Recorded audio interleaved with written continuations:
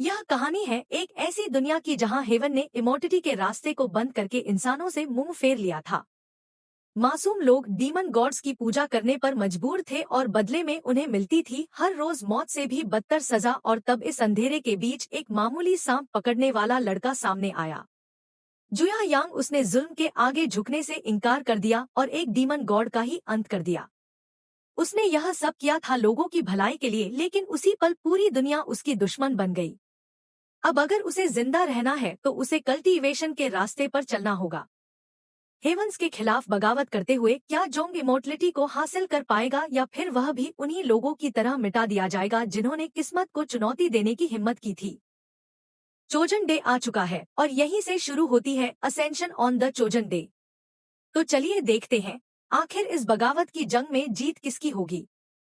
तो कहानी की शुरुआत में हमें आसमान का भयानक नजारा दिखाया गया, जहां पर डॉ ऑफ हेवन काफी ज्यादा गुस्से में था।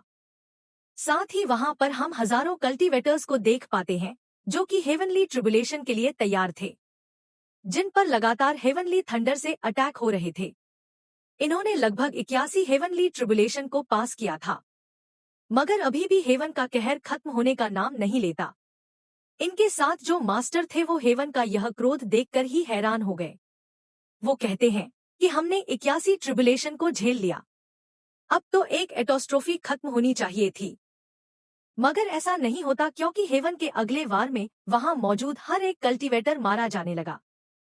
साथ ही पूरे आसमान में हेवन की आवाज गूंजने लगी। हेवन कह रहा था कि तुमने असेंड होने के लिए हेवनली ट्रिबुलेशन को काफी ज्यादा पुश किया और इसी वजह से तुम हेवनली रमे असेंड तो नहीं होंगे, बल्कि तुम पर एक और हमला होगा। और फिर सबसे पावरफुल थंडर ने उनके मास्टर पर भी हमला कर दिया। वे 800 थाउज की थंडर थी, जिसके चलते वो कल्टीवेटर उसमें बुरी तरह से पेरिश हो गया। वो कह रहा था कि आखिर इस मॉन्स्टर्स ट्रिबुलेशन को क्रिएट किसने किया। अब इस 8000 थंडर की वजह से हम इमोर्टल्स के पास असेंशन की कोई उम्मीद नहीं, हम कभी भी इमोर्टिटी को हासिल नहीं कर पाएंगे। इस जबरदस्ती ला दी गई तकदीर को मैं कभी एक्सेप्ट नहीं करूंगा। मगर एक्सेप्ट तो उसे करना ही पड़ा, क्योंकि वहां पर उसकी मौत हो चुकी थी। अब एक नरेटिंग वॉइस हमें बताने लगी कि एंशिएंट टाइम्स में एक ग्रेट कैलामिटी हुई थी। उस कैटास्ट्रोफी के बाद इमोट हासिल करना लगभग इम्पॉसिबल हो गया। उस वक्त दुनिया की कमान संभाली अंडरवर्ल्ड और इंपीरियल कोर्ट ने। इन दोनों ने कई 100 सालों तक इस दुनिया पर राज किया, लेकिन हजारों सालों बाद इंपीरियल कोर्ट की पावर डिक्लाइन होने लगी। वेल इस कोर्ट में टोटल 8 ग्रेट क्लैन शामिल थे, मगर वह खुद ही इंपीरियल कोर्ट के खिलाफ हो गए। उन 8 ग्रेट क्लैंस ने एक साथ मिलकर इंपीरियल कोर्ट की पावर को सीज कर दिया और इंपीरियल कोर्ट की पावर को डिक्लाइन होता हुआ देखकर अंडरवर्ल्ड ने इसका फायदा उठाया। उन्होंने मोटर रम पर अटैक करते हुए यहाँ की पावर को स्क्वालो करना शुरू कर दिया। उस वक्त मोटर रम में कस मचा था। डीमंस और वाइल्ड मॉन्स्टर ने मल आम पर कब्जा कर लिया। इंपीरियल कोड के डिस्ट्रॉय होने के बाद उन्हें रोकने वाला यहाँ पर कोई नहीं बचा, जिसके चलते अंडरवर्ल्ड ने मर्टल्स पर अपने रूल लागू करना शुरू कर दिए। अंडरवर्ल्ड के देवता लोगों से ट्रिब्यूट लेते थे। ट्रिब्यूट के तौर पर उन्हें ढेर सारा खाना और ऑफरिंग मिलनी चाहिए। वहीं दूसरी तरफ 8 ग्रेट नोबल फैमिलीज भी उनसे टैक्स वसूल करती थी। यानी कि इन नोबल फैमिलीज और अंडरवर्ल्ड के देवताओं ने मिलकर मर्टल्स का जीना हराम कर दिया, और इन कमजोर लोगों ने भी अपनी नियति को एक्सेप्ट कर लिया। उन्होंने उम्मीद छोड़ दी थी कि कोई मसीहा उन्हें इन जंजीरों से आजाद करेगा। अब वो अंडरवर्ल्ड के देवताओं को अपना भगवान मानने लगे। और अब हमें एक विलेज का सीन दिखाया जाता है। आज यहाँ पर अंडरवर्ल्ड के देवता की वर्शिप की जाएगी, और इसी वजह से हर एक मल अपनी बची कुची कमाई का इस्तेमाल करते हुए वर्शिप के लिए सामान खरीदने लगा। उन्हें बस एक ही उम्मीद थी कि अंडरवर्ल्ड का गॉड इस साल उन पर रहम दिखाए। पिछले साल तो सूखा पड़ा था, जिसके चलते यहाँ पर फसल नहीं हुई, लेकिन अगर यह लोग नरक के देवता को इस बार खुश कर पाए तो यहाँ पर बारिश, गला साफ करने की आवाज होगी, और फिर हो सकता है कि इन सभी लोगों को पेट भर के खाना मिल जाए। वहीं पर हम जियांगू नाम के एल्डर को देख पाते हैं, जो कि लकड़ियां बेचने का काम करते थे।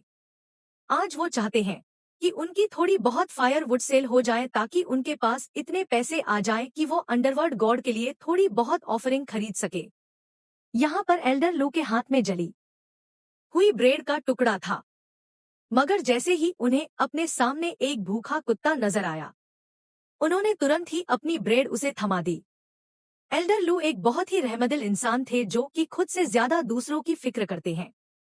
अब टाउन में सब कुछ नॉर्मल चल रहा था, लेकिन तभी जंगलों में काफी ज्यादा हलचल मच गई।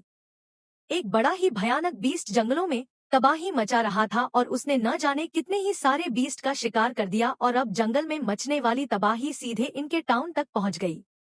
वेल यहाँ पर एक डेमन ब्लैक पाइथन घुस चुका था और इस भयानक पाइथन को देखते साथ ही लोगों में अफरा तफरी मचना शुरू हो गई। हर एक बंदा अपनी जान बचाकर भाग रहा था।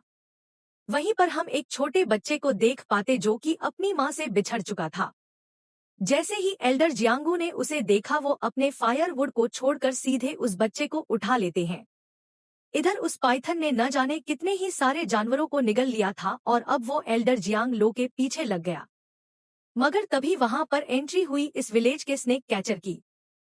सांपों को पकड़ना इसका पेशा था और यही है हमारी कहानी का हीरो जियांग।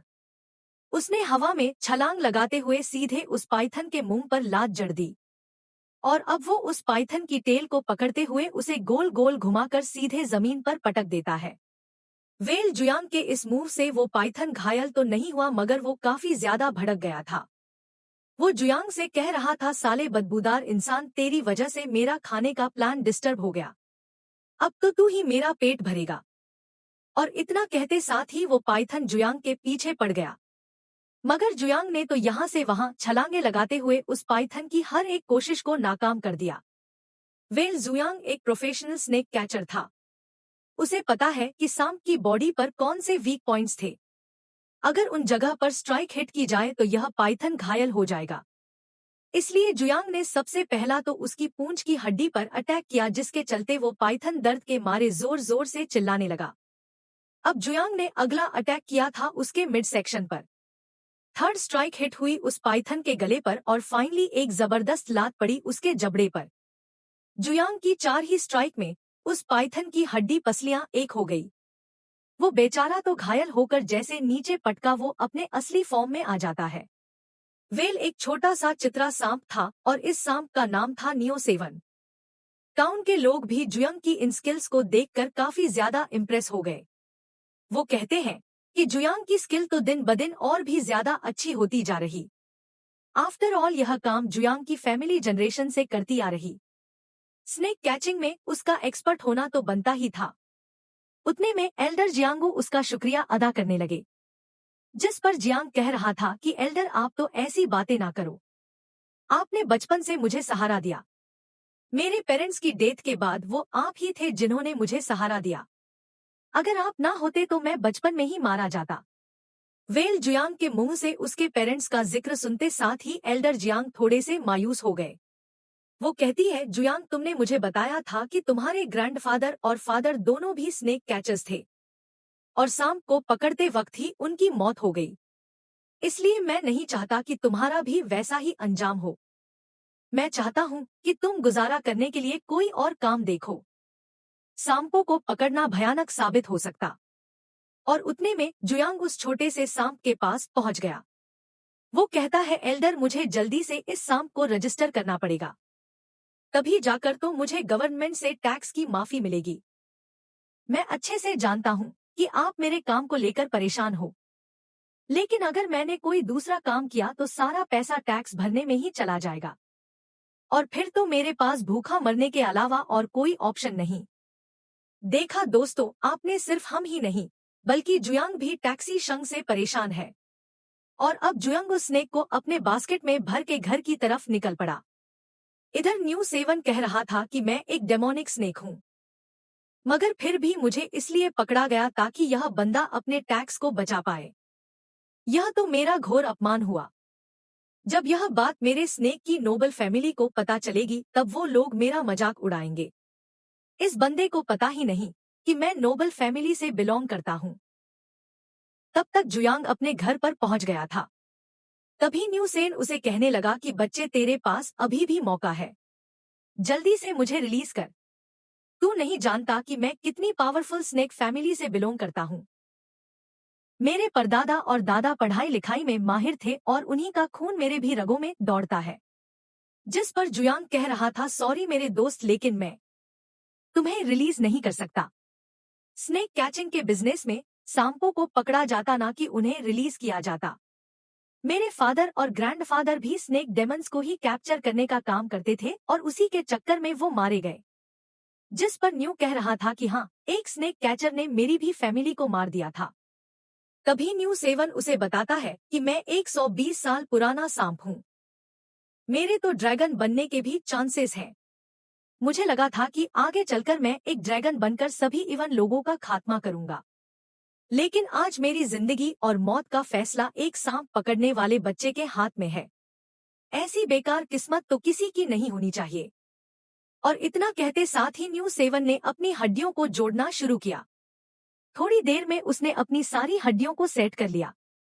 अब उसे बस एक ही चीज का इंतजार था कि कब जुयांग उसके पास आकर बास्केट को ओपन करे। जैसे ही बास्केट ओपन हो कि वह सीधे जयांग पर हमला कर देगा।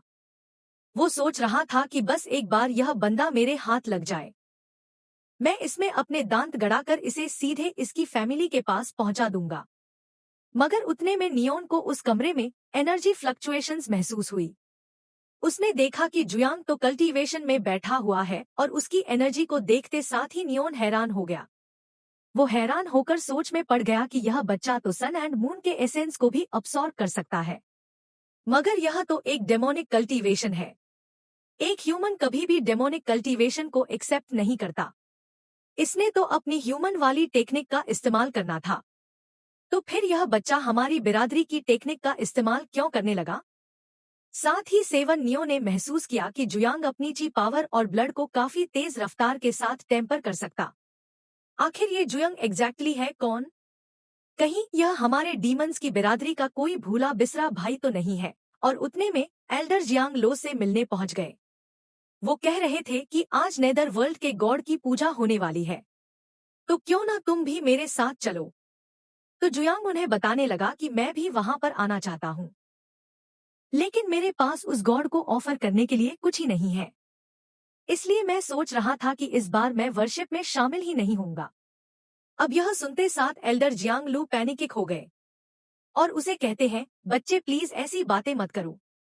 तुम अच्छे से जानते हो कि वर्शिप में हम सभी को जाना ही पड़ता। नेदर वर्ल्ड के गॉड के सामने अगर सिर झुकाओगे तो वह तुम्हें माफ कर देंगे। उतने में उन्हें जुयांग के पेट से आवाज आई। वो समझ गए थे कि उसे काफी ज्यादा भूख लगी है। तो एल्डर लू के पास जो ब्रेड का पीस था उन्होंने जुयांग के हवाले कर दिया। साथ ही वो उसे बता रहे थे कि हो सकता है नेदर वर्ल्ड का गॉड तुम्हें नोटिस ही ना करे। और इतना कहते साथ ही जियांग लू वहां से रवाना हो गए और अब उनके वहां से जाते साथ ही जोयांग ने न्यू सेवन को उठा लिया। वो उसे चोक करते हुए बताने लगा कि मैं कोई किलर नहीं हूँ, लेकिन तुझे मारने में मुझे जरा भी बुरा नहीं लगेगा। अगर तू जीना चाहता है तो मेरे सवालों के जवाब दे। बता तू एक डीमन कैसे बन गया? तो न्यू सेवन ने घबराते हुए तुरंत ही उसके सवालों के जवाब देना शुरू कर दिए। वो कह रहा था, मेरे भाई यह एक लंबी कहानी है। दरअसल मेरे ग्रैंडफादर एक पॉइजन स्नेक थे और एक दिन वो ऐसे ही घूमते फिरते केव में पहुंच गए। वहां से उन्हें 2 स्क्रॉल्स और पिल से भरा हुआ एक गोल्ड हासिल हुआ। उन्होंने जैसे ही पिल्स को कंज्यूम किया, उनके दिमाग ने काम करना स्टार्ट कर दिया। उन्होंने बोलना, पढ़ना और लिखना सब कुछ सीख लिया। साथ ही साथ स्क्रॉल के अकॉर्डिंग उन्होंने अपने कल्टीवेशन की भी शुरुआत कर दी, जिसके चलते वो एक डेमोनिक पाइथन में तब्दील हो गए। और फिर उन्होंने वो स्क्रॉल मेरे पेरेंट्स के हवाले कर दिया और ऐसे ही करते करते वो स्क्रॉल मुझ तक भी पास डाउन हो गया। यह हमारी फैमिली की एक प्रॉपर लेक्सी है जो कि न जाने कितनी ही सारी पीढ़ियों से चलती आ रही। वेल ये सारी बातें न्यू से काफी ज्यादा प्राउड होकर बता रहा था। उतने में जयांग उससे कहता है कि चल जल्दी से वो स्क्रॉल मेरे हवाले कर दे। अब वैसे तो न्यू से अपना स्क्रॉल उसे देना नहीं चाहता, लेकिन जैसे ही जुयांग ने अपना पंच उठाया वो तुरंत ही अपना स्क्रॉल उसके हाथ में रख देता है। वो जुयांग को बड़े ही प्यार से कहने लगा कि मेरे भाई यह स्क्रॉल पढ़ते साथ ही मुझे वापस कर देना। वेल स्क्रॉल पर the great sun guiding technique लिखी गई थी। साथ ही उस पर एक और टेक्निक नोट की गई थी जिसे elephant for socks demon fist कहा जाता था। तो जुयांग हैरान होकर न्यू सेवन से कहने लगा कि तू तो एक सांप है, ना तेरे हाथ है और ना पाँव है। तो फिर इस elephant for socks demon fist को प्रैक्टिस करने से क्या फायदा? लाते और मुक्के मारने के लिए तो हाथ पांव की जरूरत पड़ती, जो तो तेरे पास है ही नहीं। जिस पर न्यू सेवन कह रहा था कि देख भाई, कुछ ना होने से बेहतर है कुछ होना। और वैसे भी मेरे पूर्वजों ने कुछ ज्यादा टेक्निक तो मेरे लिए छोड़ी नहीं, जिसमें से मैं कोई पिक कर लूं। ये एक दो ही थी जिन्हें मैंने हासिल किया। सब जुयंग दिल ही दिल में सोचने लगा कि इसके पास से जो the great sun guiding technique मुझे मिली है, यह मेरे टाई गाइडिंग टेक्निक से काफी ज्यादा अलग है। मगर पता नहीं क्यों मुझे ऐसा फील हो रहा कि इन दो टेक्निक में कुछ तो सिमिलर है। तो काफी सोचने के बाद जुंग न्यू को बताने लगा कि तुम्हारी यह टेक्निक सिर्फ तुम्हें ची गैदरिंग स्टेज तक ही पहुंचा सकती है। तुम कल्टीवेशन की कोई बादशाह तो नहीं बनने वाली। जो सुनते साथे ही न्यू को टेंशन आ गया। साथ ही जुयांग उसे अपना एक बास्केट दिखा देता है जिसमें कई सारी टेक्निक पड़ी हुई थी। न्यू सेन कहता है, बाप रे, तुम्हारे पास तो ढेर सारी डेमोनिक टेक्निक है। जिस पर जुयांग कह रहा था कि मैं सिर्फ स्नेक कैचर नहीं हूँ, बल्कि मैंने ना जाने कितने सारे डीमंस का शिकार किया। 10-15 मील के इलाके में जितने भी डीमंस थे वो सब के सब मेरे शिकार हो गए। मगर उनके पास भी कोई खास टेक्निक मौजूद नहीं थी। उनकी मदद से मैं सिर्फ ची गैदरिंग स्टेज पर ही पहुंच सकता था। इनफैक्ट मेरी जो टाई गाइडिंग टेक्निक है वो भी इन्हें लो लेवल की टेक्निक में आती। जिस पर न्यू सेवन गुस्से में कहने लगा कि जरूर से तुम इंसानों की चाल होगी। तुमने जानबूझकर हम डीमन के पास बिगिनर टेक्निक के अलावा और कोई छोड़ी ही नहीं। तुम नहीं चाहते कि हम लोग पावरफुल बने। हालांकि जुयांग को न्यू सेवन के elephant for socks demon fist काफी ज्यादा इंटरेस्टिंग लग रही थी। अब यह सीन यहीं पर कट होकर हमें जियांग फैमिली का एंसेस्टर हॉल दिखाया गया। इसी जगह पर नेदर वर्ल्ड के गॉड की पूजा होगी, इसलिए टाउन के सभी लोग वहां पर पहुंच गए। हर एक फैमिली का एक एक बंदा यहां पर आ चुका था। वहीं पर हम एल्डर जियांग लू को देख पाते, जो कि खाली हाथ प्रेयर्स में आए थे। जितने भी लोगों ने ऑफरिंग्स लाई थी वो सब के सब एक पतीले में जमा करने लगे और उतने में वहां पर डेमोनिक एनर्जी फैलने लगी। यानी कि नेदर वर्ल्ड के गॉड का यहां आने का वक्त हो चुका था। इसलिए इन सभी लोगों ने उसके सामने घुटने टेक दिए और अब हमें नेदर वर्ल्ड के गॉड का स्टैचू दिखाया गया, जो कि पूरी तरह से शटर होकर उसमें से एक डटी बाहर आ गया। वेल जियांग विलेज की इस डटी को द ग्रीडी वुल्फ के नाम से जाना जाता था। यह नेदर वर्ल्ड का एक गॉड है जो कि हद से ज्यादा लालची था। उसने तो वहां आते ही साथ ही सुअर की कटी हुई गर्दन को कंज्यूम कर लिया। साथ ही वहां रखे हुए फलों के साथ साथ वो अगरबत्तियां भी खाने लगा। थोड़ी देर में वहां मौजूद सारा खाना उसने चट कर लिया था। मगर अभी भी उसका पेट नहीं भरा था, इसलिए वो गांव वालों पर काफी ज्यादा भड़क गया। वो कह रहा था कि हर महीने में तुम लोग बस मुझे 2 बार ही खाना खिलाते हो, मगर फिर भी तुम पेट भर के मुझे खाना नहीं देते। क्या तुम लोगों को नहीं लगता कि मुझे भूखा रखने की वजह से मैं यहाँ पर बारिश करना बंद कर दूंगा? जो सुनते साथ ही सभी लोग पैनिक होकर अपना सिर पटक पटक कर डीमन गॉड के सामने माफी मांगने लगे। वहीं पर हम स्क्वायर जियांग को देख पाते हैं, जो कि डीमन गॉड को बता रहा था कि स्क्रोल में हमने सभी के ऑफरिंग के डिटेल लिख दिए हैं। आपको जिसने जो भी ऑफर किया वो सब कुछ इसमें लिखा गया है। तो स्क्रोल को ऑब्जर्व करने के बाद डीमन गॉड को पता चला कि यहाँ पर एक बंदा खाली हाथ आया है। बताओ तुम में से किसका नाम है? जियांग लू। अब ये सीन यहीं पर कट होकर हम जुयांग को देख पाते हैं, जो कि elephant for socks demon feast की प्रैक्टिस कर रहा था। उसके कल्टीवेशन के शुरू करते साथ ही उसकी बॉडी से काफी स्ट्रांग एनर्जी रिलीज होने लगी। यह देखकर ही न्यू हैरान हो जाता है। वो सोच रहा था कि जब भी मैंने इस टेक्निक की प्रैक्टिस की तब तो कभी ऐसा महसूस नहीं हुआ। तब तक जुयांग भी कल्टीवेशन से बाहर आ जाता है। वो कह रहा था कि elephant for socks demon fish तो मुझे काफी ज्यादा सूट कर रही। ऐसे में परफेक्ट लेवल तक पहुंचा सकता हूँ। और उतने में जुयांग को किसी की आवाज आई। दरअसल विलेज की 2 औरतें एल्डर जियांगलू के बारे में बात कर रही थी। वो कहती है कि जियांगलू तो बिना किसी ऑफरिंग के नेदर वर्ल्ड के गॉड के सामने पहुंच गया। अब तो वो डीमन गॉड उसे बिल्कुल जिंदा नहीं छोड़ेगा। जिस पर दूसरी औरत कह रही थी कि जियांगू की फैमिली काफी ज्यादा गरीब है। वो तो अपनी ही फैमिली का पेट नहीं पाल सकता। उस बेचारे के पास भला ऑफरिंग के लिए पैसे कहां से आएंगे? जुयांग ने भी उनकी सारी बातें सुन ली थी और अब उसे जियांग लो की फिक्र होने लगी। इधर वो डीमन लॉर्ड एल्डर जियांग लो के सामने पहुंच गया। एल्डर उसे बता रहे थे कि पिछली बार कुछ भी फसल नहीं हुई और इसी वजह से मेरे फैमिली के पास अनाज का एक दाना भी नहीं है। और भी डीमन लॉर्ड उस पर एक लात जड़ते हुए कहने लगा कि तुम्हारे घर में एक जवान बेटी है, चलो जल्दी से उसे मेरे हवाले करो। अब यह सुनते साथ ही एल्डर पैनिक होते हुए उस डीमन गॉड से कहने लगे कि प्लीज मुझे 2 दिनों की मोहलत दीजिए, मैं कुछ भी करके आपके सामने प्रॉपर ऑफरिंग पेश करूंगा। जिस पर डीमन गॉड कह रहा था कि ना, मुझे तो अभी के अभी तेरी बेटी चाहिए। तो एल्डर लू उसे रोते हुए बताते हैं कि मेरे पास टैक्स भरने के लिए कोई पैसा नहीं था, जिसके चलते गवर्नमेंट के ऑफिशियल्स मेरी बेटी को ले चले गए। जब तक मैं उन्हें पैसा नहीं दूंगा तब तक वो मेरी बेटी को रिहा नहीं करेंगे। मगर डीमन गॉड तो इससे ऑफेंड हो गया। वो कह रहा था कि तूने ऑफिशियल्स की रिस्पेक्ट की, लेकिन मेरी औकात तो तेरे सामने कुछ भी नहीं। उतने में स्क्वायर जियांग डीमन गॉड से कहता है कि मेरे लॉर्ड प्लीज शांत हो जाए। हम पहले से ही जानते थे कि आपको जियांगलो की बेटी काफी ज्यादा पसंद है और इसी वजह से मैंने उसे ऑलरेडी गवर्नमेंट ऑफिशियल से छुड़वा लिया।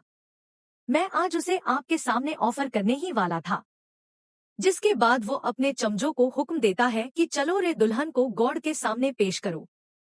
वहीं दूसरी तरफ हम जुयांग को देख पाते हैं, जो कि काफी तेजी के साथ इंसेस्टर हॉल की तरफ भाग रहा था। लेकिन इंसेस्टर हॉल यहाँ से काफी ज्यादा दूर है। तब तक एल्डर जियांगलू की बेटी जियांगशू को डीमन गॉड के सामने पेश किया गया।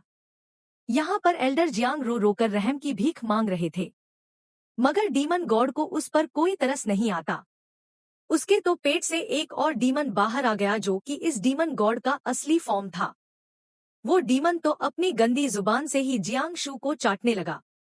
उस भयानक डीमन को देखते साथ ही वो लड़की डर के मारे वहीं पर बेहोश हो गई। वहीं पर एल्डर जियांग रहम की गुहार लगा रहे थे, मगर उन्हें उठाकर दूर फेंक दिया गया। मगर फिर भी वह अपना सर पटक पटक कर डीमन गॉड से रहम मांग रहे थे कि उसकी बेटी को आजाद किया जाए। जिस पर डीमन गॉड कहने लगा कि यहाँ मौजूद हर एक बंदे ने मुझे कुछ ना कुछ ऑफर किया है, इसलिए मैं उन्हीं के खेतों में बारिश करूंगा। और रही बात तेरे खेतों की, तो उस पे कोई बारिश नहीं होगी। भले ही तेरी बेटी को यहाँ पर ऑफर किया गया, मगर यह तोहफा तो मुझे स्क्वायर जियांग ने दिया था, इसका तेरे साथ कोई लेना देना नहीं। और इतना कहते साथ ही वो डीमन गॉड वहां से जाने लगा। वो कह रहा था कि मुझे तो रात होने का इंतजार नहीं, मैं अभी के अभी उस लड़की के साथ सुहागरात मनाना चाहता हूँ। तो स्क्वायर जियांग कहता है कि डीमन गॉड आप एकदम सही बोल रहे हो। और फिर उसने एंसेस्ट्रल हॉल को खाली करने का हुक्म दिया। वो सभी बंदों को बताने लगा कि आज डीमन गॉड काफी अच्छे मूड में है, तो उसे बर्बाद करने की कोई जरूरत नहीं। जल्दी से यहाँ से दफा हो जाओ। इधर एल्डर जियांग को लग रहा था कि सब कुछ तो वैसे ही खत्म हो गया। अगर मैं अपनी बेटी को ही बचा नहीं पाया तो मेरा जीने का कोई फायदा नहीं। और तभी उन्हें जुयांग की आवाज आई, जो कि डीमन गॉड से कह रहा था कि एल्डर जियांगू की ऑफरिंग को मैं लेकर आया हूँ। दरअसल वह गलती से अपनी सारी ऑफरिंग मेरे घर पर ही भूल गए थे।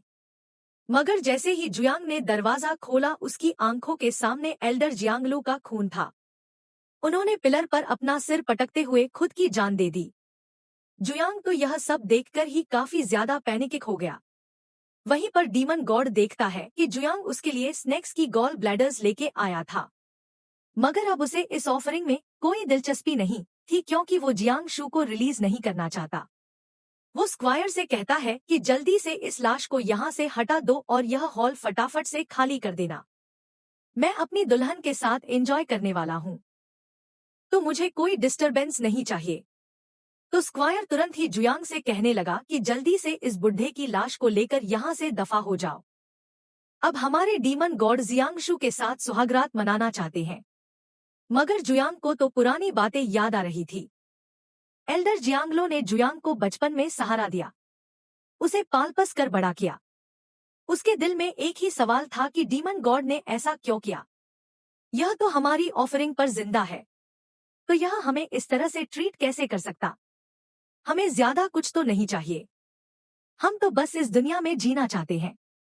लेकिन अगर तुझे हमारे जीने या मरने से कोई फर्क नहीं पड़ता तो तू हमारी ऑफरिंग को भी डिर्व नहीं करता। और उतने में जुयांग ने बड़े गुस्से में आकर स्क्वायर पर एक जोरदार चमाट जड़ दी। यह थप्पड़ इतना ज्यादा करा रहा था कि वह स्क्वायर ऑन द स्पॉट मारा गया।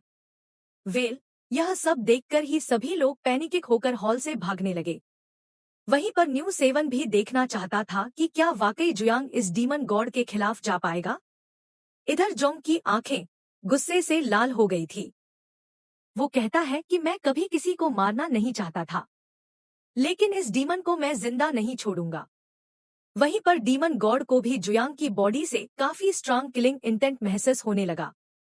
इसलिए वो जियांगशु को साइड में रखते हुए सीधे जुयांग का मुकाबला करने पहुंच गया। उसने वहां का एक पिलर भी उखाड़ लिया था। डीमन गॉड जुयांग से पूछता है कि बता, तेरी आंखों से इतना स्ट्रांग किलिंग इंटेंट कैसे महसूस हो रहा? अगर तू वाकई मुझे मारना चाहता है तो ध्यान से सुन, तेरी उतनी औकात नहीं। और इतना कहते साथ ही उस डीमन गॉड ने जुयांग को काफी बुरी तरह से पीटना शुरू कर दिया।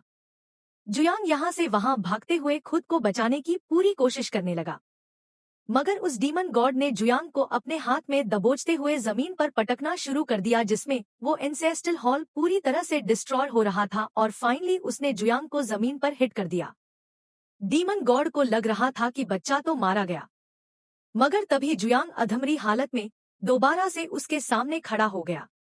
वो डीमन गॉड से कहता है कि मुझे तो लगा था तुम काफी ज्यादा पावरफुल होंगे, लेकिन तुम तो मुझे मार भी नहीं पाए। खैर, तूने तो मजे ले लिए, लेकिन अब मजे लेने की बारी मेरी है। वहीं दूसरी तरफ हॉल के बाहर हम न्यू सेवन को देख पाते हैं, जो कि हॉल की हालत देखकर ही समझ गया था कि जुयांग बुरी तरह से पिटता जा रहा और खुश होते हुए कहने लगा कि वाओ, इस बच्चे की तो काफी तगड़ी धुलाई हो गई। अब तो मुझे नहीं लगता कि यह सरवाइव भी कर पाएगा। लेकिन न्यू सेवन को यह बात पता नहीं थी कि जुयांग कितना ज्यादा टफ है। अब उसे जिंदा देखते साथ ही डीमन गॉड ने फटाफट से जुयांग पर अपना पंच हिट कर दिया, मगर जुयांग पूरी ताकत लगाते हुए उसके पंच को रोकने लगा। डीमन गॉड कह रहा था कि तू एक मल है, कल्टीवेशन भी तुझे मुझसे बचा नहीं सकती। हालांकि उसी वक्त जुयांग की ब्लड और ची एक साथ मर्ज होने लगी। उसके बॉडी से रिलीज होने वाली ओरा पूरे टाउन में फैल चुकी थी, जिसे देखकर ही न्यू काफी ज्यादा पैनिक हो गया। दरअसल जयांग ने elephant for socks demon feast को मास्टर कर लिया था। वेल, यहाँ पर जुयांग ने इस टेक्निक की पहली मूव को यूज किया, जिसका नाम था फ्यूरी द हेवन, और उसके ऐसा करते साथ ही जुयांग की बॉडी से बड़ी ही खतरनाक एनर्जी रिलीज होने लगी और फिर 1 बाय 1 करते हुए उसने elephant for socks demon fist की दूसरी, तीसरी और चौथी मूव का भी इस्तेमाल किया। उसकी ताकत इतनी ज्यादा भयानक थी कि डीमन गॉड भी उसके सामने पैनिक हो गया। उसकी बॉडी पर जो मल्टीपल लेयर थी वह अपने आप क्रैश होने लगी। तब तक डीमन गॉड घायल होकर सीधे एंसेस्टर हॉल से बाहर आ गया। वो जुयांग को बता रहा था कि मैं एक डीमन गॉड हूँ, अगर तूने मुझे मारा तो तुझे भी कब्र नसीब नहीं होगी। मगर जुयांग पर उसकी धमकियों का कोई फर्क नहीं पड़ता। उसने तो डीमन गॉड पर अपनी लातों और मुक्कों की बारिश करना शुरू कर दी। उसकी खतरनाक मूव देखकर ही डीमन गॉड के तो पसीने छूट गए। तब तक जुयांग ने उस पर पंचेस की बौछार करते हुए elephant for socks demon fish की सेकंड मूव का इस्तेमाल किया। वेल, इस मूव का नाम था डबल हैप्पीनेस। इस सेकंड मूव के बाद तो डीमन गॉड की हालत खराब हो गई थी।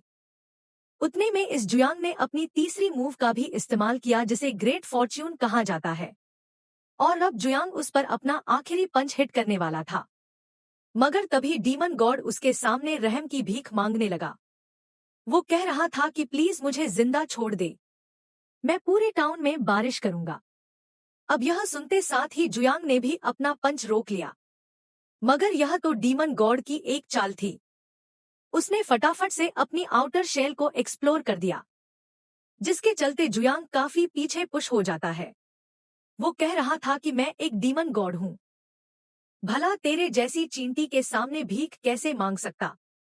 और अब उसने अपने पावर का इस्तेमाल करते हुए जुयांग पर न जाने कितने सारे एक्सप्लोजन कर दिए।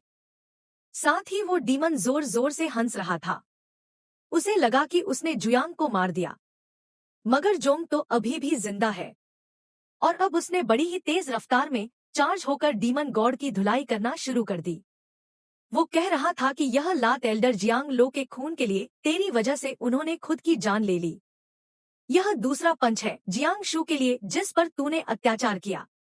यह तीसरा पंच है तेरी नाकामी के लिए। तो यह गॉड होकर भी एक विलेज को संभाल नहीं पाया। और यह चौथा पंच है मेरे एंटरटेनमेंट के लिए। मेरा दिल करा इसलिए मार दिया। डीमन गॉड तो उसका यह फ्यूरियस लुक देखकर ही काफी ज्यादा पैनिकिक हो गया। वो डर के मारे जुयांग को बताने लगा कि मैं नेदर वर्ल्ड के इंपेरियल कोर्ट का मेंबर हूँ।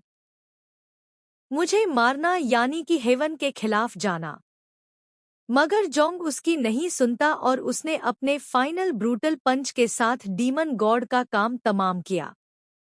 जुयांग स्नेक कैचर से सीधा एक गॉड स्लेयर बन चुका था। और अब डीमन गॉड के मरते साथ ही सब कुछ शांत हो गया। जुयांग ने देखा कि एक छोटा सा बच्चा उसकी तरफ आगे बढ़ रहा है। जुयांग भी उसका लाड करना चाहता था, लेकिन तभी उस बच्चे की मां उसे उठाकर ले चली गई। अब यह देखकर जुयांग थोड़ा सा हर्ट हो गया, मगर फिर भी वह विलेज के लोगों को समझा रहा था कि यह सब तो मैंने आपकी भलाई के लिए किया। इस डीमन गॉड ने हमें न जाने कितने ही साल परेशान किया था, लेकिन हर एक बंदे ने अपना दरवाजा जुयांग पर बंद कर दिया। जुयांग ने इन लोगों पर एहसान किया था, मगर उसी एहसान के बदले उसे इन लोगों की नफरत मिली। लोग तो डीमन गॉड को प्रे करते हुए जुयांग को ही मॉन्सर कहने लगे। वो प्रे करते हैं कि इस बच्चे से हमारा कोई लेना देना नहीं, प्लीज हम पर अपना कहर मत बरसाना। यह सब देखकर ही जुयांग का दिल पूरी तरह से टूट गया। उसने जिनके लिए स्टैंड लिया वो उन्हीं के लिए एक विलेन बन गया। सो फाइनली उसे फील हुआ कि अब वो इस टाउन में नहीं रह सकता। वो गुस्से में आकर वहां बड़ा खाना खाने लगा, मगर दिल में तो यही चल रहा था कि मैंने बस एक इवल डीमन का खात्मा किया, तो इसमें मेरी कौन सी गलती हो गई। इसलिए वो अपने खून से दीवार पर लिख देता है कि मैंने तो बस तुम लोगों के लिए स्टैंड लिया था। साथ ही वह विलेज के सामने अपने घुटने टेक कर कहने लगा कि मैं इतने सालों से यहाँ पर रहता आया हूँ, मगर आज मेरी वजह से आप सभी लोग मुसीबत में फंस गए। प्लीज मुझे माफ कर दीजिए। और अब जुयांग वहां से जाने ही वाला था कि तभी जियांगशु हॉल से बाहर आ गई। वो जुयांग का शुक्रिया अदा कर रही थी। साथ ही वो जोंग से कहती है कि चाहे मुश्किलें कितनी ही क्यों ना आए, तुम्हें मेरी खातिर जीना पड़ेगा। मगर जुयांग उसे पलट कर भी नहीं देखता। वो बस रोते हुए वहां से निकल गया। अब अगले सीन में हम न्यू सेवन को देख पाते, जिसने अपनी पूरी बॉडी पर बैंडेड बांध दी थी। जुयांग ने जो उसकी हड्डियां तोड़ी थी, जिसके चलते न्यू अभी भी परेशान था। वो कहता है कि जुयांग तो वाकई काफी ज्यादा पावरफुल है। इसने तो एक ही झटके में elephant for socks demon fish के 5वें लेवल को मास्टर कर लिया, और मैं इतने सालों से उस टेक्निक को मास्टर करने की कोशिश कर रहा था, मगर अभी तक कोई झंडा नहीं गाड़ पाया। अपना नाम मेरे ख्याल से जोयांग मेरा मास्टर बन सकता है। अगर मैं उसे पटा लूं तो हो सकता है कि वो मुझे कल्टीवेशन करना सिखा दे, और इसीलिए वो फनी वे में छलांगे लगाते हुए जुयांग की तरफ निकल पड़ा। खैर, जुयांग एक गॉड स्लेयर बन चुका था और यह बात पूरे कॉन्टिनेंट में फैल गई। लिंगलिंग सिटी का गॉड जाओ फैमिली, जो कि 8 ग्रेट फैमिलीज में से एक है, वो जुंग को कैप्चर करना चाहती थी। अब हम लिंगलिंग के गवर्नर को देख पाते हैं, जिसे खबर मिली थी कि जुयांग नाम के एक स्नेक कैचर ने डीमन गॉड को मार दिया। साथ ही साथ उसने लोकल स्क्वायर का भी खात्मा किया और फिलहाल वो बंदा फार है। वेल इस गवर्नर को एल्डरफेंग के नाम से जाना जाता था। एल्डरफेंग अपने बेटे से कह रहा था कि जुयांग जरूर से एक कल्टीवेटर होगा, जिस पर उसका बेटा कहने लगा, हाँ बिल्कुल, जुयांग के घर से हमें कल्टीवेशन के मैनुअल मिले। और डीमन रेस की ची गैदरिंग स्टेज की टेक्निक को मास्टर कर रहा था। अब ये सीन यहीं पर कट होकर हमें लिंगलिंग सिटी गॉड का मेंशन दिखाया गया। इस गॉड का नाम था जुलिंगफू। वो कहता है कि जुयांग तो डीमन रेस की टेक्निक को प्रैक्टिस कर रहा है, मगर यह तो एक ह्यूमन है। वहीं दूसरी तरफ एल्डर फेंग कहने लगा कि जुयांग के पास काफी एक्स्ट्रा ऑर्डिनरी नॉलेज है। हमारे क्लैन के न जाने कितने सारे एल्डर्स ने डेमोनिक पाथ को फॉलो करने की कोशिश की थी, मगर कोई भी उसमें कामयाब नहीं हो पाया। मगर जुंग को तो इसमें कोई दिक्कत नहीं हो रही। इस तरह से एल्डरफिंग और जुलिंगफू ये दोनों भी जुयांग में दिलचस्पी दिखाने लगे। जुलिंगफू ने अपने सारे डीमन गॉड्स को हुक्म दिया कि जैसे ही जुयांग तुम्हारे टाउन में आए उसे कैप्चर करो। वहीं पर एल्डर फेंग ने भी अपने न जाने कितने ही सारे ऑफिशियल्स और कल्टीवेटर्स को जुयांग के पीछे लगवा दिया। ह्यूमन और डीमन ये दोनों भी रेस जुयांग को कैप्चर करना चाहती थी। साथ ही उन्होंने यह भी हुक्म दिया कि गलती से जुयांग दुश्मन के हाथ नहीं लगना चाहिए। अगर ऐसा हुआ तो जुयांग को खत्म कर दो। जाओ फैमिली नहीं चाहती थी कि जुयांग की डेड बॉडी भी नेदर वर्ल्ड के हाथ लगे। वहीं पर नेदर वर्ल्ड भी नहीं चाहता था कि जुयांग की लाश जाओ फैमिली के हाथ लगे।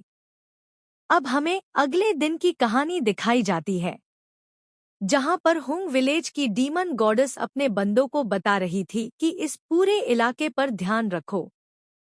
जुयांग नाम का बंदा जरूर से यहाँ से गुजरने वाला है। हमें कुछ भी करके उसे कैप्चर करना होगा। अब ये सुनते साथ ही वहां के मल जुयांग को ढूंढने लगे। वेल ये सारी बातें जुयांग ने भी छुपकर सुन ली थी। वो न्यू से कहता है कि मैं मल्स को मार नहीं सकता और यहाँ से आगे बढ़ने के लिए हमें खून खराबा तो करना पड़ेगा। जो सुनते साथ ही न्यू ने फटाफट से अपना डेमोनिक फॉर्म एक्टिवेट कर लिया और फिर वो सीधे उस गॉडेस का मुकाबला करने पहुंच गया। मगर वो गॉडेस छलांग लगाते हुए न्यू को घायल कर देती है। अब यह देखते साथ ही टाउन के लोग अपनी गॉडेस के लिए चीयर्स करने लगे। साथ ही वो बंदी न्यू को मारने के लिए अपना एक फॉर्मेशन भी एक्टिवेट कर लेती है, मगर न्यू ने उसे एक ही झटके में निगल लिया। यह देखते साथ ही गांव के लोग डर के मारे वहां से भाग निकले। अब हमें अगले दिन की कहानी दिखाई जाती है। तो जियांग विलेज का डीमन गॉड भी जुयांग का रास्ता रोकना चाहता था, मगर जुयांग ने उसे अपने 2 ही फटकों में खत्म कर दिया। वो जिस भी विलेज से गुजर रहा था वहां के हर एक डेटी ने जुयांग पर हमले किए, मगर जुयांग के 2-4 फटके ही उनके लिए काफी थे। उसने 2 दिनों के अंदर ही ना जाने कितने ही सारे डीमन डेटीज का खात्मा किया, जिसके चलते उसका गॉड स्लेयर वाला टाइटल और भी ज्यादा पॉलिश हो गया। चाहे वो रिवर गॉड हो या फॉर्च्यून का गॉड हो, कोई भी जुयांग के सामने एक सेकंड भी टिक नहीं पा रहा था। जुयांग को रियलाइज हुआ था कि ये गॉड्स इतने पावरफुल नहीं, मगर फिर भी इन्होंने हमेशा मोर्टल्स को बुली किया और इसी दरमियान जुयांग का एक जॉइंट डडी से मुकाबला हुआ। अब जुयांग इसकी मोटी चमड़ी तो उखाड़ नहीं सकता था, इसलिए उसने भागना शुरू कर दिया ताकि वो इस डीमन को अपने पीछे भगा भगा कर ही खत्म करवा दे। मगर उस डीमन ने अपने भाले से जुयांग को मारने की कोशिश की। हालांकि उसका भाला भी उसी के जैसा स्लो था, जिसके चलते जुयांग वहां से भाग निकला। और अब हमें थोड़ी देर बाद की कहानी दिखाई जाती है, जहां पर जुयांग और न्यू सेवन आराम फरमा रहे थे। तभी न्यूसेन जुयांग को बताता है कि भाई तू काफी ज्यादा पावरफुल है। तूने तो elephant for socks demon fist को काफी इजीली मास्टर कर लिया, मगर मुझे तो आज तक कभी उसमें कामयाबी हासिल नहीं हुई। तो जुयांग उसे बताने लगा कि उस टेक्निक को मास्टर करने के लिए तुम खुद को एलिफेंट या फिर ऑक समझ बैठते हो, वही तुम्हारी सबसे बड़ी गलती है। तो इस टेक्निक को प्रैक्टिस करते वक्त तुम यह सोचो कि तुम्हारी सोल एक ऑक्सक्स जैसी फियरलेस है, या फिर तुम यूं समझो कि तुम एलिफेंट जैसे स्ट्रांग हो। तुम्हें तो बस इमेजिन करना है कि तुम्हारी सोल इतनी पावरफुल होगी। अब यह सुनकर न्यू 7 कहने लगा कि मेरे भाई यानी कि हमारे एंसेस्टर ने इस टेक्निक को कभी समझा ही नहीं। शायद इसी वजह से मैं आज तक इस टेक्निक को मास्टर नहीं कर पाया। मैंने हमेशा अपनी बॉडी को तब्दील करने पर फोकस किया था, ना कि मेरी सोल को। न्यूसेस उससे कहने लगा कि अगर हम माउंटेन ऊपर गए तो तुम वहां पर सेफ रह पाओगे। वहां पर मेरी किन्यान केव है। मैं दावे के साथ कह सकता हूं कि वहां तुम्हें ढूंढते हुए कोई भी नहीं आने वाला। मगर माउंटेन ओ तक पहुंचने के लिए हमें 200 मीलों का सफर पूरा करना होगा।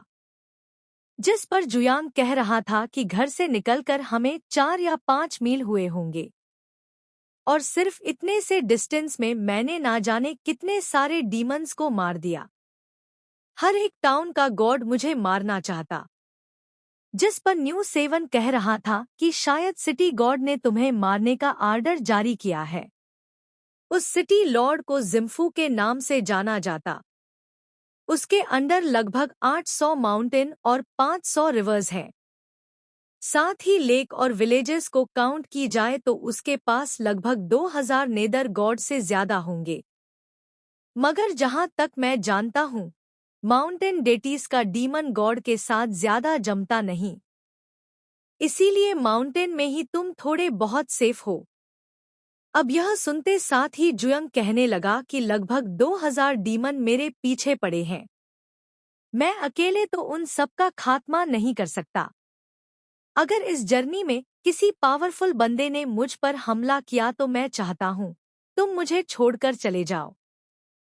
मेरी वजह से तुम अपनी जान खतरे में मत डालना। अब यह सुनकर न्यू 7 थोड़ा सा शॉक हो गया। वो कह रहा था, मेरे भाई क्या वाकई तुम चाहते हो मैं मुसीबत के वक्त तुम्हें छोड़कर चला जाऊं? जिस पर जुंग कह रहा था कि मैंने अकेले ही नेदर गॉड का खात्मा किया था, इसलिए जो भी अंजाम होगा मैं अकेले ही उसे फेस करूंगा। वेल जुयांग की बातें सुनकर न्यू 7 काफी ज्यादा मायूस हो गया और उतने में एक बंदे की वहां पर एंट्री हो गई और जुयांग से कह रहा था कि तुम्हारी इमोशनल बातें सुनकर तो मुझे रोना आ गया, लेकिन मैं रोऊंगा नहीं क्योंकि रोना मुझे पसंद नहीं आता। दरअसल जुयांग अभी तक बस डीमन से निपटता आ रहा था, मगर अब जाओ फैमिली का बंदा भी वहां पर पहुंच चुका है। और बंदा जुयांग से कहने लगा कि लिंगलिंग काउंट हमारी जाओ फैमिली के अंडर आती। यहाँ पर हमने कुछ नियम सेटअप किए थे, मगर तुमने अपने जैसे ह्यूमन स्क्वायर जियांग को मार के रूल्स को ब्रेक किया है। वेल यह बंदा जहां पर भी पांव रख रहा था वहां की पूरी घास जलकर राख हो गई। वेल इस बंदे का नाम है दंगच्यान। वो जुयांग से कह रहा था कि स्क्वायर को मार के तुमने डीमन गॉड को भी ठिकाने लगा दिया, इसलिए अब तुम्हें अपनी पनिशमेंट को एक्सेप्ट करना होगा। जिस पर जुयांग कह रहा था कि इन डीमंस ने हम इंसानों के साथ कभी अच्छा बर्ताव नहीं किया। उनके सामने तो हम बस कीड़े हैं जिन्हें कभी भी मसला जा सकता। तो जियांग उसके सामने अपनी पावर्स का शो ऑफ करते हुए कहने लगा कि तुम्हारी इस हरकत की वजह से हमारे गवर्नर फेंग की इज्जत मिट्टी में मिल गई। उन पर कई सारे सवाल उठाए जा रहे हैं कि वो ह्यूमंस को कायदे में नहीं रख सकते, और अब चुयांग ने जमीन से एक वाइन को समन करते हुए वो उस पर सवार हो गया। वो कहता है कि मैं ह्यूमन की कल्टीवेशन पाथ को फॉलो करता हूँ, ना कि तुम्हारे जैसी डेमोनिक पाथ को। तो जुयांग उसे बताता है कि मेरे पास डेमोनिक पाथ को अपनाने के अलावा और कोई ऑप्शन नहीं था। इस दुनिया में जितनी भी कल्टीवेशन टेक्निक है वो सारी की सारी नोबल फैमिलीज ने सीक्रेट रखी। हमारे जैसे कॉमन लोगों के लिए यहाँ पर एक भी रिसोर्स मौजूद नहीं है। जिस पर चियान उसके करीब जाते हुए कहने लगा कि बच्चे, इसमें गलती नोबल क्लैन की बिल्कुल नहीं। असल गलती तो तुम्हारे माँ बाप की है। वो कमजोर थे, इसी वजह से मारे गए। तुम कमजोर हो तो तुम भी मारे जाओगी। देखो, मेरे पास जो कल्टीवेशन मेथड है उसे मैंने जाओ फैमिली से हासिल किया था। अगर तुम भी मेरे जैसी कड़ी मेहनत करोगे तो जाओ फैमिली तुम्हारे साथ भी अपनी टेक्निक को शेयर कर सकती है। जिस पर जुयंग कह रहा था कि अच्छा, तो तुम यह चाहते हो कि मैं तुम्हारे जैसा जाऊं फैमिली का पालतू कुत्ता बन जाऊं। अगर मैं कुत्ता बना तो मुझे भी तुम्हारी जैसी कल्टीवेशन टेक्निक हासिल होगी। लेकिन जैसे तुम्हें पालतू बनने में मजा आता है, मुझे वैसा बिल्कुल नहीं आता। अब यह सुनते साथ ही उस बंदे ने गुस्से में आकर अपनी स्पिरिचुअल वाइन्स को एक्टिवेट कर लिया। वो जुयांग पर हमला करते हुए कह रहा था कि तू तो पालतू कुत्ता बनने के भी लायक नहीं है। थोड़ी देर में उसने जुयांग को पूरी तरह से अपनी स्पिरिचुअल वाइन्स में जकड़ते हुए सीधे जमीन पर पटक दिया। साथ ही चुयान अपना मास्क लगाते हुए कहने लगा कि जुयांग, तू काफी बड़ा खुशनसीब है जो आज मेरी इस मूव को विटनेस करेगा। मैं आज तुझे एक रियल कल्टीवेशन आर्ट दिखाने वाला हूँ। और अब उस बंदे ने अपनी मूव का इस्तेमाल करते हुए जुयांग को जकड़ना शुरू कर दिया, जिसके लिए मैं अपनी जान खतरे में डालूं। इधर चैन कहता है कि मैं वाकई तुझे मारना चाहता था, लेकिन क्या करूं, जाओ फैमिली चाहती है कि मैं तुझे जिंदा कैप्चर करूं। हाँ, मगर उन्होंने यह नहीं बताया था कि तुझे किस हालत में लेके जाना है। तेरे हाथ पांव को तो मैं तोड़ ही सकता। और उतने में काफी जबरदस्त एनर्जी रिलीज होते हुए स्पिरिचुअल वाइन्स का वो केज टूट गया। जुयान तो यह सब देखकर ही काफी ज्यादा हैरान हो जाता है, क्योंकि आज तक कोई भी उसकी एंडलेस वाइन टेक्निक से जिंदा नहीं बचा था। वो जुयांग से पूछ रहा था कि आखिर तूने मेरे केज को ब्रेक कैसे किया, जिस पर जुयंग जवाब देते हुए कहने लगा कि इसके लिए तो मैंने तेरा शुक्रिया अदा करना चाहिए। तूने शो ऑफ करते हुए अपनी वाइन टेक्निक का नाम मुझे बता दिया था। चाहे कोई स्पिरिचुअल वाइन कितनी ही भयानक क्यों ना हो, मगर वो फायर के सामने तो टिक नहीं सकती, और इसी वजह से मैंने हेवन रेडियंस बॉडी टेक्निक का इस्तेमाल किया। इसमें इतनी प्योर यंग पावर है जो किसी भी चीज को जलाकर राख कर सकती। तो चियान कहता है, हाँ, मानना पड़ेगा कि तुम्हारे पास भी कुछ स्किल्स है। तो जोयांग उससे कहने लगा कि अगर तुम जाओ फैमिली की टेक्निक का इस्तेमाल करते तो हो सकता है कि मैं उसे ब्रेक ना कर पाता, मगर तुम्हारे पास तो उनकी टेक्निक है ही नहीं। जाओ फैमिली ने तो अभी तक अपनी सीक्रेट आर्ट को पालतू कुत्तों के साथ शेयर नहीं किया, और इसी से तुम्हारी औकात भी पता चल गई। खैर, तुमने मुझे